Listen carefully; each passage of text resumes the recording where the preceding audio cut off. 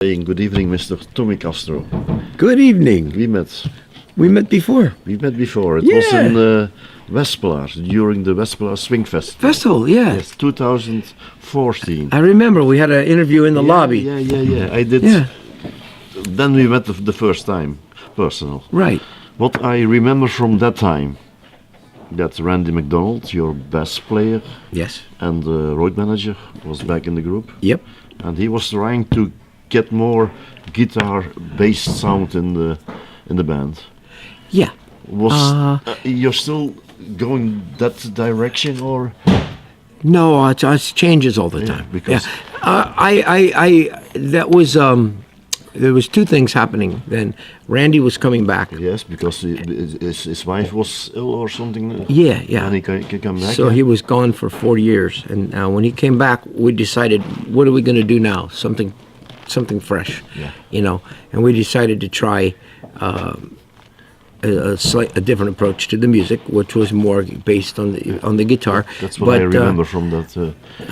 But that was a good time, a good experiment, I should say. We were trying a little more contemporary sound. I was inspired at the time by some bands that I was listening to, like the Black Keys and Jack White and Gary Clark Jr. Heavier stuff. Yeah, really good stuff. But I realized that it wasn't.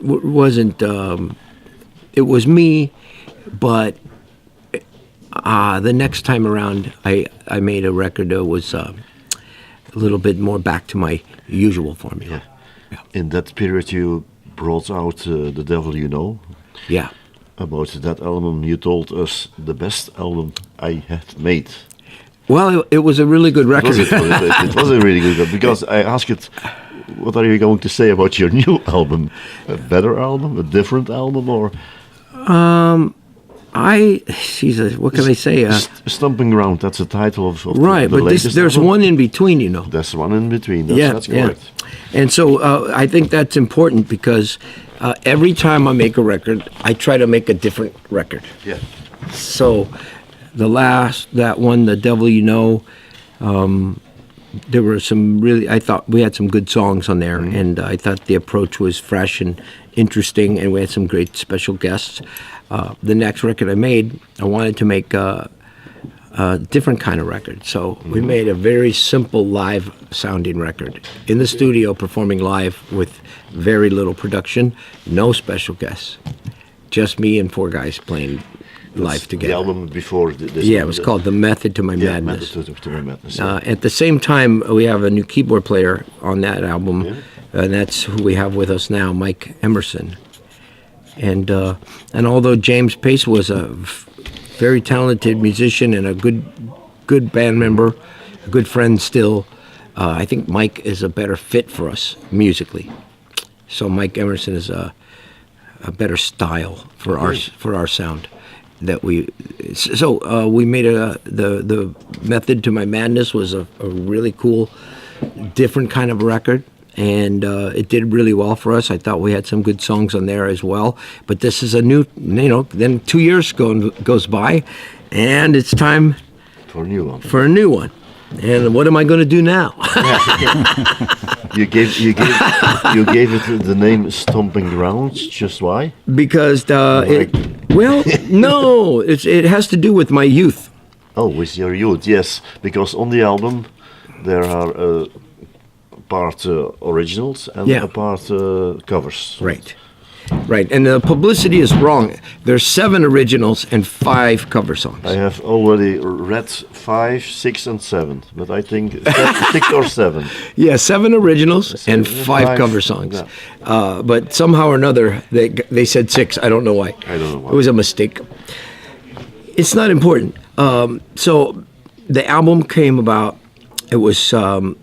I saw that I had some time coming up that I could record, and I thought, I'm just going to start working on songs without a plan.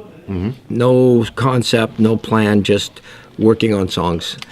And I started to come up with some ideas. Number one, I thought it would be interesting to work with Kid Anderson, Yeah. He had a In a studio, you recorded at home with. Yeah, nearby where I live, but actually in my hometown, where I grew up. But mostly, I just wanted to work with Kid because I think he's a very talented young man, and he understands the music better than most people. And he's making, he was recording. He's doing producing, and he's doing, recording engineer, and he's a great musician. And I just thought somebody who really understands the music that we all love. So I thought, let's work with Kid. And he has a funky little studio built into his house, And previously I'm recording in big, fancy recording studios, state of the art, in San Francisco or Marin County where I live, and that was great. But the engineers sometimes don't understand the music so much. They're more they're used to recording pop music or other things besides blues. Kid understands the blues and the soul music, the roots music, and everything that we do. So that was the first decision I made. And meanwhile, I'm just working on songs, and I come to a song on my album called My Old Neighborhood. Yeah. I was writing this song just out of my heart, just out of my memory, and it was an idea. All it was an idea that I had. And as that, after that song, I also had a list of cover songs to do. And I realized two of my biggest influences, Elvin Bishop and Taj Mahal. I've never done any of their songs on any of my records. And I thought, it's time for me to do that. So, interestingly, those are two of the artists that inspired me when I was young. And then we're recording in my hometown. And all of this, and I wrote a song called My Old Neighborhood. Just all of these things were separately, they came about by themselves separately, right? And then it started to just take on a theme. So we went with that idea, And so we did a cover of Them Changes by Buddy Miles, because that's a song that we always used to jam on when we were young kids, in the garage. I'm talking about the 1960s and 70s, when I was learning to play, hanging out with friends my own age. And so, we recorded covered Elvin Bishop, Taj Mahal, Buddy Miles. Titus Turners. Henry. Oh, that's Taj Mahal, Yeah, and we did a Delaney and Bonnie song that I just always thought it would be great.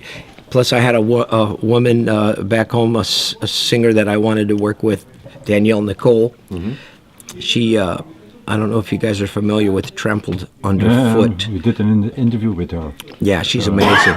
Very, just raw talent. Amazing, powerful singer. Anyway, she's a real good friend of mine, and so I wanted to do a song with her. So we picked that Delaney and Bonnie duet. And Ray Charles, well, I just love Ray Charles. It kind of fits with the theme. That's right. I got from Freddie the album. I wrote a review on the Roots Time. A few things that I wrote. A mix of styles on the album. Not just one. A mix of style. Yeah. Very good, because I wrote Castro clearly knows how to enjoy many people. Yeah. Because of the many styles. Yeah. Like you said, I was right. 7 original and 5 covers. Yes. You already mentioned the names. That's great. Yeah. But also, again, with special guests. This one, yeah. Charlie Musselwhite. Yep. Danielle Nicole. Yep. Guitarist. Mike Cito. Yep. David Hidalgo. Oh, yeah. Why do you like to play with guests? That's something typical for you. On every album, you have also good guests, special guests. Actually, no. It's every other album. Yeah. So one with guests, that's correct. One without guests, one with guests, one without guests. Every time it's like that. Because I didn't write the last album, but right. Yeah. So there's the one in between. One in between. And if you look at the one before, it was Hard Believer. That goes back. Was my first Alligator record. Hard Believer, no guests. Yeah, in 2009. Yeah, so no guests. The one before that, Painkiller, special guest. So that's my plan. Voila, that's something new. Yeah, because I think sometimes I don't want to do the same thing every time, and so. And also again with the Painkillers, with your band. Yes. Yeah. But with a new key player. Well, yeah, for the last two albums. So he's been with us now more than 2 years. So maybe 3 years now. More reasons why our Roots Time lovers should buy the album? Why? You have well, it's really good. Free promotion time. I asked you the same thing last time, and you said because it's my best album. I'm gonna say something, and I'm not good at this sort of thing. No. Okay, but I will tell you. I'm just joking. No, honestly, I have. It's hard for me to say things about myself that I think I'm doing well, and it's hard for me to say these things. But I want to say, but what I want to say something is that I think I always am working to be a better songwriter, and I'm trying to play the guitar better all the time, and so I think that I'm actually getting better at this, and this being my latest album, I think is possibly it's definitely one of my best work. And a number of my fans have said that this is our best album, their favorite one that we've ever done. And that's out of 16 or 17 records we've made so far. So it's some good original songs, and it talks about, tells a little bit of the story of me as an artist. A lot of personal songs, autobiographic songs, And it's also, there's I grew up in the 60s, right? Yeah. And in the 60s, that's when music from 55. Yeah, 1955 I was born. So when I was a young man learning to play guitar and listening to the radio, buying records, I was 12, 13, 14 years old, right? So the early 60s. And that is when, if you may remember this, but a long time ago, people used to write songs about love and romance, and that was it. You sang about a girl, you sang about dancing, you sang about kissing and holding hands, and then love and breaking up and cheating. There's always romance, one way or the other, good or bad. And that's fine. But in the 60s, people start to write about social what's the word I'm looking for? Subjects regarding environment, the environment, the war, the establishment, rebelling, and so in that same spirit, I have songs on this album like "Enough Is Enough," and "Fear Is the Enemy." Yeah. And even My Old Neighborhood addresses social issues. As I'm going through the song, My Old Neighborhood, I'm talking about the outsourcing of jobs. I'm talking about the problem we have in America with tolerance about immigrants, which we're a country of immigrants, but people have no tolerance. It's wrong, and I speak a little bit about that, but I don't talk about it directly. I tell a story.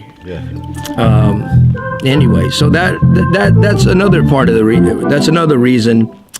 It's just another reason that I find this album interesting to me. What are your plans for the near future? Something special, or working on new things? Touring? Well, coming here is interesting because we, in the last 10 years or so, only come over to do festivals. We don't play clubs very often. So this is a nice tour for us. And that's something we like to see more of that. And we'll be, of course, keeping track of some new ideas for songs to make another record before long. And then other than that, I'm just thrilled that I still I get to do this. I still have gigs, and I get to make records. And some of our We get to go on this thing called the Legendary Rhythm and Blues Cruise twice a year. It's a pretty amazing thing for the musicians as well as the customers, because, for instance, on the last cruise there was Buddy Guy, Taj Mahal, and Kev Mo, and Elvin Bishop, all of my heroes, and we're just, standing in line, having a meal. It's jamming together, and it's really a high point in my life, really, to get to go on these cruises and be with some of the best blues musicians in the world. And so that's coming up again in February, and so things are good. I'm happy with the way things are going. We must go. We must go. You must go. Absolutely. I thought you were saying it's time to go. No, you must go on a cruise. Plan a cruise one day if you can. It's really amazing. You'll never regret it. It's like going on a festival every day for 7 days.